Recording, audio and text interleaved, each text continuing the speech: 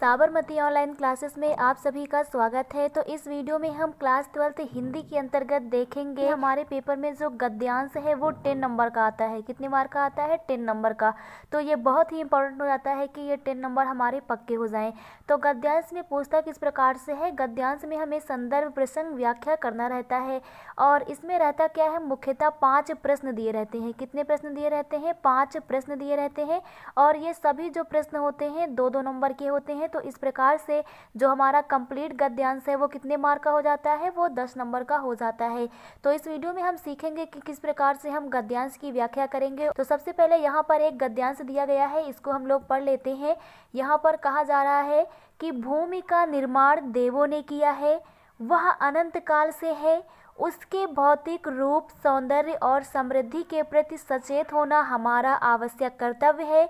भूमि के पार्थिव स्वरूप के प्रति हम जितने अधिक जागरूक होंगे उतनी ही हमारी राष्ट्रीयता बलवती हो सकेगी।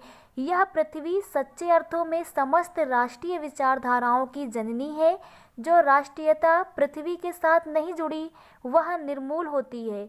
राष्ट्रीयता की जड़ें पृथ्वी में जितनी गहरी होंगी उतना ही राष्ट्रीय भावों का अंकुर पल्लवित होगा। इसलिए पृथ्वी के भौतिक स्वरूप की अद्योपांत जानकारी प्राप्त करना, उसकी सुंदरता, उपयोगिता और महिमा को पहचानना आवश्यक धर्म है। तो सबसे पहले हम लोग इस गद्यांश को पढ़कर पता करते हैं कि ये किस पाठ का गद्यांश है। तो पढ़ने पर पता चल रहा है कि इस पाठ में राष्ट्रीयता की बात की जा रही है, मीन्स ये राष्ट्र के स्वरूप पाठ का है। ये गद्यांश कहाँ का है? राष्ट्र के स्वरूप पाठ का है। तो अब हमें याद रखना है कि राष्ट्र का स्वरूप जो पाठ है इसके लेखक कौन है? तो डॉक्टर वासुदेव शरण अग्रवाल जी ने लिखा है राष्ट्र का स्वरूप। तो कुछ इस प्रकार से हमें गद्यांश दिया जाता है। तो इसकी हमें संदर्भ प्रसंग व्याख्या किस प्रकार से करनी है ये इस वीडियो में हम सीखेंगे। तो सर्वप्रथम हम लोग सीखते हैं कि किस प्रकार से हम संदर्भ प्रसंग व्याख्या लिखते हैं। तो यहाँ पर हम लोग हेडिंग डाल लेते हैं संदर्भ। क्या हेडिंग डाल लेंगे? संदर्भ। किस प्रकार से हम संदर्भ लिखते हैं? तो संदर्भ में हम लोग पाठ का नाम लिखते हैं और उसके लेखक का नाम लिखते हैं। तो यहाँ पर हम लिखेंगे कि प्रस्तुत गद्यांश, क्योंकि ये गद्यांश है तो यहाँ पर हम लोग लिखेंगे प्रस्तुत गद्यांश हमारी पाठ्य पुस्तक। तो यहाँ पर हम लोग लिखते हैं प्रस्तुत गद्यांश हमारी पाठ्य पुस्तक। तो यहाँ पर लिखेंगे हमारी पाठ्य पुस्तक और पाठ्य पुस्तक का नाम लिख देते हैं गद्य गरिमा। पाठ्य पुस्तक का नाम हम लोग क्या लिखते हैं? गद्य गरिमा। तो पाठ्य पुस्तक गद्य गरिमा, यहाँ पर हम लोग लिखेंगे कि प्रस्तुत गद्यांश हमारी पाठ्य पुस्तक गद्य गरिमा में संकलित। अब यहाँ पर हम बताते हैं कि गद्य गरिमा में ये कहाँ से लिया गया है। तो गद्य गरिमा में संकलित डॉक्टर वासुदेव शरण अग्रवाल द्वारा लिखित। तो यहाँ पर हम लोग लिखेंगे डॉक्टर वासुदेव शरण अग्रवाल, डॉक्टर वासुदेव शरण अग्रवाल। तो यहाँ पर हम लोग लेखक का नाम शामिल करते हैं डॉक्टर वासुदेव शरण अग्रवाल द्वारा रचित, ये हम लोग यहाँ पर लिखेंगे। तो डॉक्टर वासुदेव शरण अग्रवाल द्वारा लिखित, डॉक्टर वासुदेव शरण अग्रवाल द्वारा लिखित।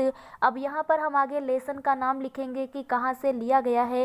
राष्ट्र का स्वरूप। तो यहाँ पर हम लेसन का नाम लिख देते हैं राष्ट्र का स्वरूप। क्या लिखेंगे? राष्ट्र का स्वरूप नामक पाठ से उद्गृत है, ये हम लोग लिखते हैं।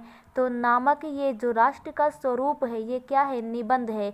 तो नामक निबंध से उद्गृत है, ये हम लोग लिखते हैं कि राष्ट्र का स्वरूप नामक निबंध से उद्गृत है। तो इस प्रकार से ये हमारा संदर्भ हो जाता है कि प्रस्तुत गद्यांश हमारी पाठ्य पुस्तक गद्य गरिमा में संकलित वासुदेव शरण अग्रवाल द्वारा लिखित राष्ट्र का स्वरूप नामक पाठ से उद्गृत है। इसके बाद बात करते हैं प्रसंग की। तो हम लोग नेक्स्ट हेडिंग डाल लेते हैं प्रसंग। प्रसंग में हम क्या करते हैं कि जो टाइटल है, जो शीर्षक है, मीन्स जिसके बारे में हमारे गद्यांश में बताया गया है उसको हम लोग लिखते हैं। तो इस गद्यांश को हम लोगों ने पढ़ा तो हम लोगों ने क्या पाया कि जो राष्ट्र है ना, राष्ट्र को जो प्रथम तत्व है राष्ट्र का वो पृथ्वी को बताया गया है, भूमि को बताया गया है। तो वो यहाँ पर हम लोग लिखते हैं कि इस गद्यांश में लेखक ने क्या किया है कि जो राष्ट्र के प्रथम महत्वपूर्ण तत्व हैं उनको भूमि बताया है और उसकी उपयोगिता महत्व के प्रति हमें सचेत किया है। तो वो हम यहाँ पर लिखते हैं। तो इस प्रकार से हमारा प्रसंग कंप्लीट हो जाता है। इसके बाद हम लोग नेक्स्ट हेडिंग डालते हैं व्याख्या। नेक्स्ट हेडिंग हमारी क्या हो जाएगी?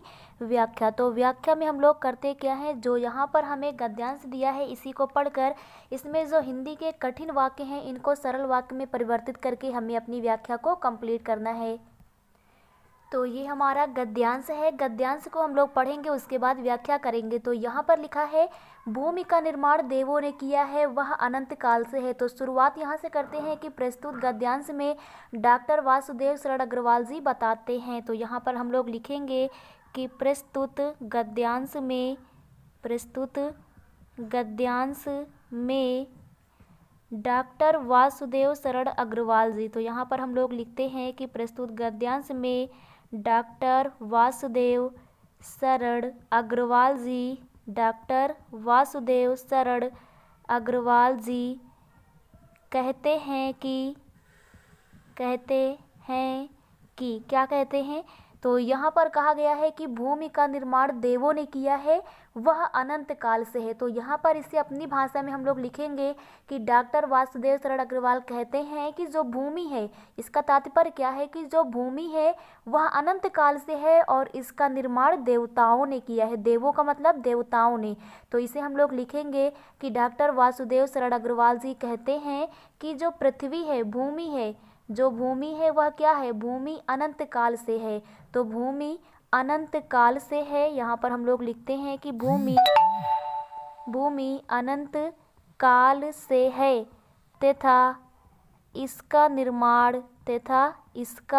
निर्माण किसने किया है? देवताओं ने किया है। तो तथा इसका निर्माण देवताओं ने किया है। तो इसे हम लोग अपनी भाषा में इस प्रकार से व्याख्या में लिखते हैं, देवताओं ने किया है। इसके बाद हम लोग आगे पढ़ते हैं। आगे हमारे गद्यांश में क्या कहा गया है? आगे कहा गया है कि उसके भौतिक रूप, सौंदर्य और समृद्धि के प्रति सचेत होना हमारा आवश्यक कर्तव्य है। तो ये भी बताया गया है। तो इसे हम इस प्रकार से लिखेंगे कि इस भूमि के, इस पृथ्वी के भौतिक स्वरूप, सौंदर्य और उसकी समृद्धि के प्रति हमें सतर्क रहना चाहिए। तो सबसे पहले हम लोग यहाँ तक लिखते हैं कि जो हमारी पृथ्वी का भौतिक स्वरूप है, समृद्धि है, उसके प्रति हमें क्या होना चाहिए? जागरूक होना चाहिए। तो यहाँ पर हम लोग लिखेंगे कि इस भूमि के भौतिक सौंदर्य, तो यहाँ पर हम लोग लिखेंगे भौतिक सौंदर्य, स्वरूप के प्रति हमें सतर्क रहना चाहिए। जागरूक मतलब सतर्क रहना चाहिए। इस प्रकार से हम लोग इस लाइन को कंप्लीट कर देते हैं। आगे कहा गया है भूमि के पार्थिव स्वरूप के प्रति हम जितने अधिक जागरूक होंगे, मीन्स जो भूमि है, जो पृथ्वी है, इसका जो भौतिक स्वरूप है, इसके प्रति, पार्थिव का मतलब होता है भौतिक, तो इसे हम सरल भाषा में लिखेंगे कि पृथ्वी के भौतिक स्वरूप के प्रति हम जितने अधिक जागरूक होंगे, हमारी राष्ट्रीयता जो है उतनी अधिक बलवती का मतलब क्या होता है? बलवती का मतलब होता है कि मजबूत होगी। तो हमारी राष्ट्र की जो भावना है ना, वह उतनी ही अधिक मजबूत होगी। तो हम यहाँ पर लिखेंगे कि इस पृथ्वी के पार्थिव, यानी कि इस पृथ्वी के या इस भूमि के भौतिक स्वरूप, तो पार्थिव को हम लोग यहाँ पर लिखेंगे भौतिक स्वरूप। इस पृथ्वी के भौतिक स्वरूप के प्रति हम जितना अधिक जागरूक होंगे, हम जितना अधिक क्या होंगे? जागरूक होंगे, हमारी राष्ट्रीयता जो है, हमारी राष्ट्रीयता, तो यहाँ पर हम लोग लिखेंगे हमारी राष्ट्रीयता क्या हो जाएगी? हमारी राष्ट्रीयता उतनी ही अधिक मजबूत होगी। तो इस बात को यहाँ पर हम लोग लिखते हैं, उतनी ही अधिक मजबूत होगी।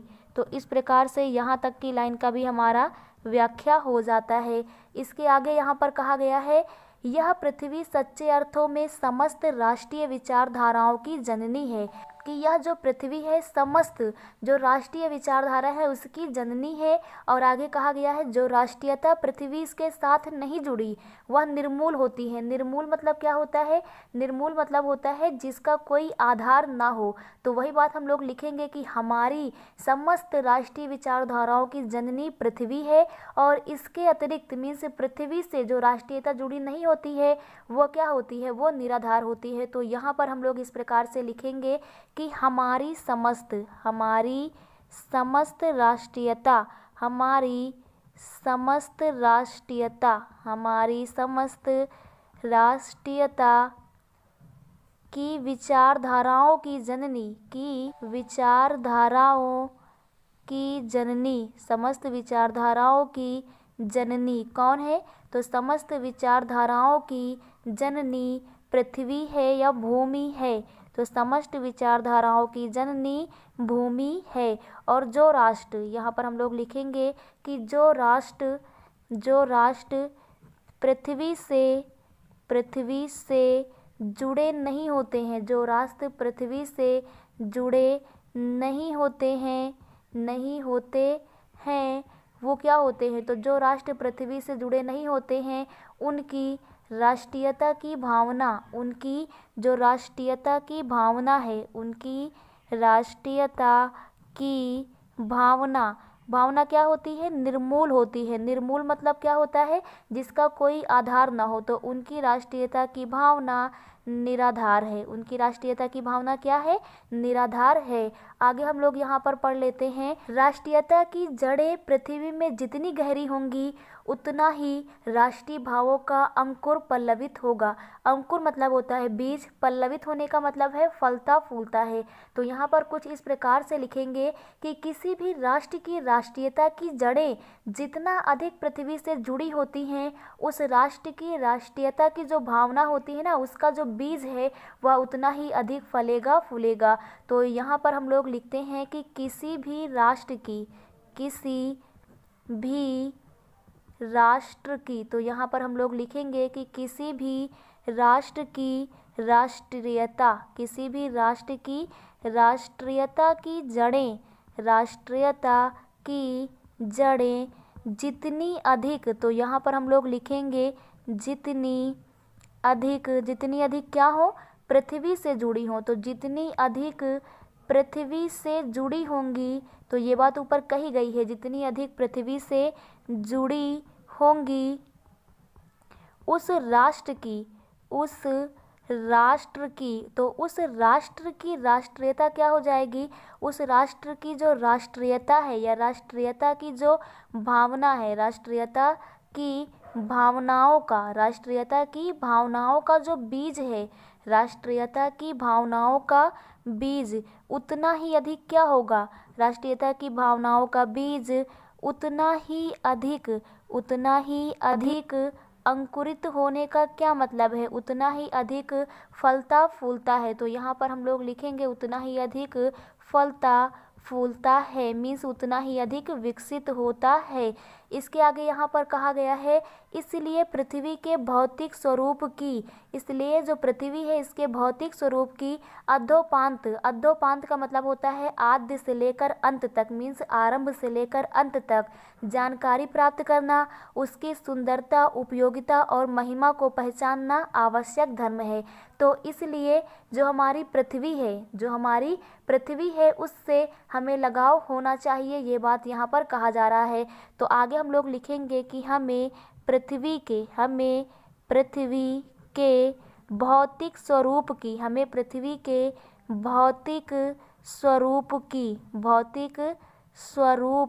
की क्या कहा गया है यहाँ पर? अधोपांत तक, मीन्स आरंभ से लेकर अंत तक। तो हमें पृथ्वी के भौतिक स्वरूप की आरंभ से अंत तक, कहाँ से? आरंभ से अंत तक, तो आरंभ से अंत तक जानकारी प्राप्त करना चाहिए, आरंभ से अंत तक जानकारी। तो यहाँ पर हम लोग लिखेंगे कि आरंभ से अंत तक जानकारी प्राप्त करनी चाहिए, जानकारी प्राप्त करनी चाहिए। तो जो पृथ्वी है इसकी आरंभ से लेकर अंत तक जानकारी प्राप्त करनी चाहिए। तो यही हमारा धर्म है। यही क्या है? क्योंकि यह हमारा धर्म है। क्योंकि बताया गया ना कि इसको पहचानना ही हमारा धर्म है। तो क्योंकि इसकी महिमा और उपयोगिता, क्योंकि इसकी महिमा और उपयोगिता को पहचानना, महिमा और उपयोगिता को पहचानना हमारा धर्म है। तो उपयोगिता को पहचानना हमारा कर्तव्य है। तो उपयोगिता को पहचानना हमारा कर्तव्य है। तो इस प्रकार से हम व्याख्या को लिखते हैं कि हमारा कर्तव्य है। तो इस प्रकार से ये हमारी संपूर्ण व्याख्या जो है वो कंप्लीट हो जाती है। तो हमने इसका देखा किस प्रकार से संदर्भ लिखा जाएगा, किस प्रकार से इसका प्रसंग लिखा जाएगा और किस प्रकार से इसकी व्याख्या लिखी जाएगी। तो इस प्रकार से हमारी जो व्याख्या है वो कंप्लीट हो जाती है। तो आप लोगों को क्लियर हो गया होगा कि किस प्रकार से हम लोग संदर्भ, प्रसंग और व्याख्या को करते हैं। ये हमारा जो गद्यांश था राष्ट्र के स्वरूप का था। तो इसी प्रकार से अन्य जो चैप्टर हैं इनके भी हम लोग इम्पोर्टेंट जो गद्यांश हैं उनको करेंगे। Thank you.